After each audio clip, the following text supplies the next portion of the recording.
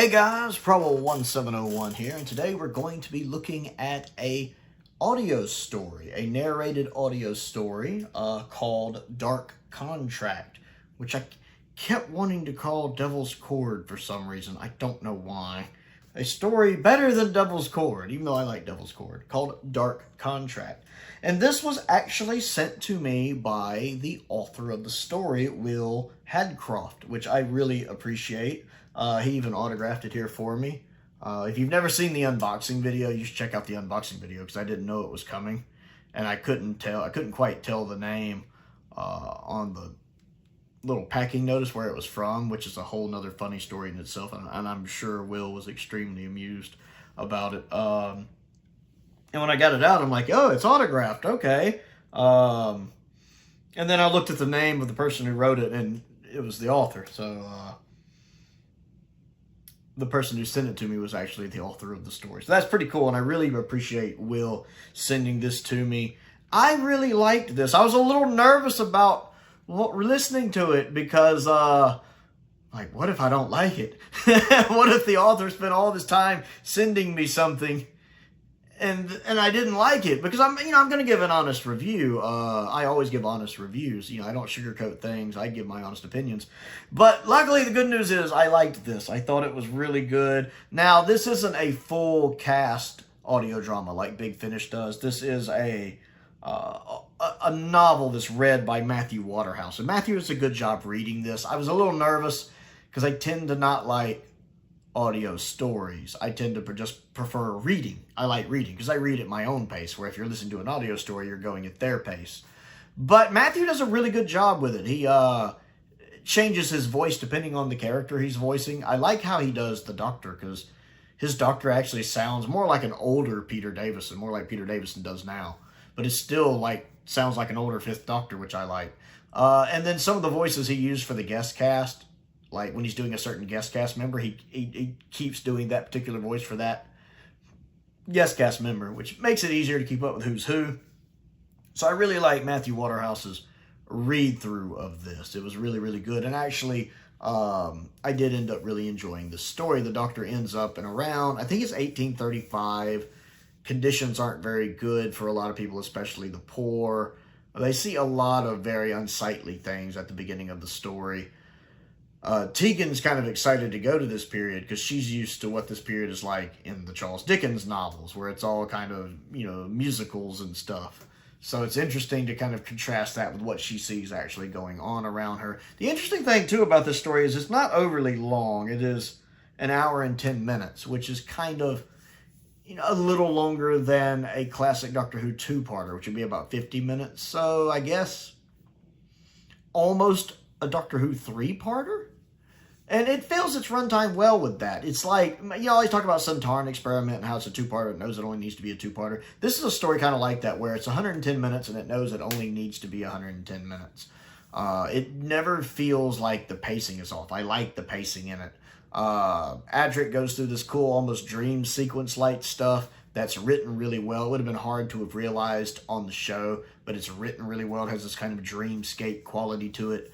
There's even a moment where he's kind of going through past memories, and he actually sees the Fourth Doctor and Romana and interacts with the Fourth Doctor and Romana briefly. And it's interesting because he talks about in the story about how much he misses the Fourth Doctor. And I like that because it kind of touches on how the Fourth Doctor and Adric and the Fifth Doctor and Adric have a slightly different relationship there. Whereas the Fourth Doctor feels more like a mentor role. Now, Adric does tell the Dreamscape Fourth Doctor, you were like a father to me, and I think that's a little too far. I don't think that's quite accurate. I feel more like the Fourth Doctor was more a mentor, whereas the Fifth Doctor and him, I guess because the Fifth Doctor's younger, they butt heads a little more. I actually prefer Adric with the Fourth Doctor. I've said that in many videos. Than I do him over the Fifth Doctor, where they tend to squabble more. So it's nice to kind of get that in there with them. Tegan and Nyssa, of course everybody gets split up. It's Doctor Who, everybody gets split up. Except Nyssa and Tegan together, they get kind of abducted by a couple of kind of shady, rough-looking fellows, and they have to deal with that. Adric, of course, is dealing with the stuff going on in this dream sequence. Plus, he lost the Tardis homing crystal. He's trying to get that back. While the Doctor is trying to figure out what's going on with a murder, with a body being found that looks like it's just been sucked dry and like it's been dead for a considerable amount of time. He ends up basically working with an investigation with someone that just calls himself the Admiral. You never really think about that till the end of the story, but the guy just goes by the name the Admiral. I think he used to be like the head of the Royal Navy. I always wonder if that was supposed to be like Wellington or something. I'm thinking of the year, because I think it's like 1835. Although if it was Wellington, he would probably be calling himself the Duke, not the Admiral. But Wellington, again, I'm an American. I'm not as familiar with British history. But the only person I can think of that would have been retired from commanding the Royal Navy around that time, the only person that really comes to mind is Wellington. But I figured he would have been referred to as the Duke at this point, not the Admiral. So I don't know, or if the Admiral's supposed to just be a fictional character, or if it's a nod and wink toward an actual character. I'm not sure. But I like the Admiral. He very much, much like the Brigadier in his first story when he was the Colonel, he kind of accepts things at face value and rolls with them instead of just being, no, that's such a nonsense, when the Doctor's trying to explain to him about aliens and stuff like that. The Admiral's a little more willing to listen than some of the guest cast we run into in Doctor Who. I like him. I like the character. And so the Doctor and him are trying to figure out what's going on with these murders. I will be delving into spoilers just because it's kind of hard not to. I mean, I really enjoyed the story, if you just want to know. It has an ending I really, really like, which I'll get to in a minute. I really like the ending because it does something that Doctor Who doesn't do very often, and I thought it was very clever. And it was kind of nice to see, and it put a smile on my face, actually. But kind of getting into spoilers, it's basically these aliens. And they can control some of the population sometimes, like flipping on and off a switch. It mentions this early on, and it doesn't try to be coy about it. I mean, you can put two and two together pretty easily, where when the Doctor's talking to people, they'll kind of get this blank stare, and they'll kind of start talking in a monotone voice, and they start rubbing the back of their neck. It mentions the rubbing the back on the neck thing apart. That's how you kind of can tell who's affected by the mind control stuff and who's not. And it's basically kind of a little, like, parasitic worm on their neck that acts kind of as a receiver, where these aliens can take control of people when they want to. They're not always controlling them, but they can take control, like flipping a switch anytime they want, which is interesting. And the Doctor, of course, Adric runs afoul of them at times. Nyssa and Tegan escape one group of people that have captured them, think they get rescued. Then they kind of find out they've been kind of captured by some people that are working with the aliens. They're being controlled by the aliens. What I really like about these aliens is the way they operate. Let's talk about this first. Is they power their ships off of a type of brain fluid that we have. It's some kind of natural organic fluid that's very rare in the universe, and they need it from us. And the deal they make with people, which is where the story gets its name, Dark Contract, is the contract they make with people is, okay, if you give us this fluid, you're going to die, but, we'll give material needs for your family. We'll give them, material needs, food, family, money, stuff like that. And then you'll be in a state of bliss as you die. You basically, that's kind of what that dreamscape thing is Adric kind of stumbles into accidentally. Luckily, he's not compatible because he's not human. But, you die reliving your past in a happy state. So the way the aliens look at it is, okay, this is going to kill you, but we'll provide for your family, and you'll die in kind of a state of happiness and bliss. So it's not a tragic, cruel death. And what they get out of it is that rare fluid that's the only way they have to get, and that's how they power their ships and everything. So it's, naturally Adric and the Doctor and other people, of course, still think it's abhorrent, but it is really interesting with these aliens because I couldn't quite tell if they're evil or not. You get these aliens where, okay, are they doing this because they need that fluid and they're actually kind of benevolent and they're trying to make it as easy on the people they're killing as they can, providing for their families, giving them a kind of peaceful death, a blissful death, or are they actually bad people and they're doing this for nefarious deeds? And with Doctor Who, that could go either way. It's one of the reasons I like the ending is that you basically ended up in this situation where the Doctor's like, no, this is wrong, you can't do this.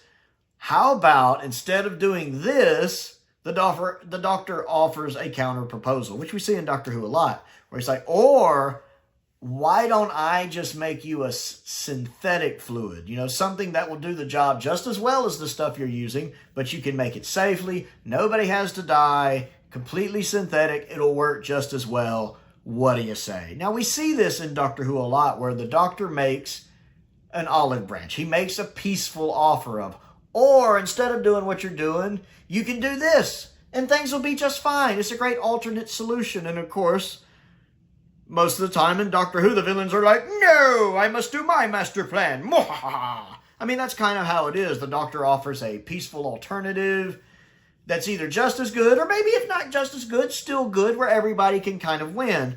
And most of the time, the aliens are just like, no, like in the Armageddon cases where they want all of our Doctor Who episodes. You know, they don't want that. They go for the bad solution. So the Doctor basically offers them we can do this the easy way or the hard way. They always choose the hard way, and the Doctor always has to stop them. What's interesting here is the Doctor makes that offer to, well, you know, and the aliens are like, can you do that? Can you make something synthetically? And the Doctor's like, well, Nissa's a biochemist and Adric's really good with mathematics, and I'm pretty clever myself with some of the most advanced equipment in the universe. Surely we can come up with something. And then the aliens confer, and they turn around and they go, we agree. But this had me go, you what? The aliens actually agree to the easy way, the peaceful solution, we don't have to fight, duke it out. They actually, when presented with an easier solution where everybody wins and everybody benefits, the aliens actually go, say, that's a pretty good deal. Can you do that? Yeah, we can do that. Okay. And that's what they do. The Doctor and Nyssa take a few days. They come up with a synthetic solution. They teach the aliens how to make it. They give them the means to make it. The aliens agree. That's part of the Doctor's contract with the aliens to make this solution, is that all the people who are under the mind control will be released and the aliens leave the planet. And that's what happens. It's a peaceful solution. It kind of comes out of nowhere because you're expecting things to get bad, and it doesn't. And I love that, because that never happens in Doctor Who like this. Like, this could be the first time I can think of off the top of my head where the Doctor's like, or instead of doing it this evil way, or not necessarily evil, but this kind of way that's cruel to some people, how you're doing, I can offer this easier method. And the aliens go, yeah, okay, cool, we agree. And that's what happens. The aliens keep their word. They release the people. They have their new alternative way of making their fuel, so they leave. And the Doctor and his companions all get, oh, okay, everything worked out great, just like we wanted it to, and they leave. I love that.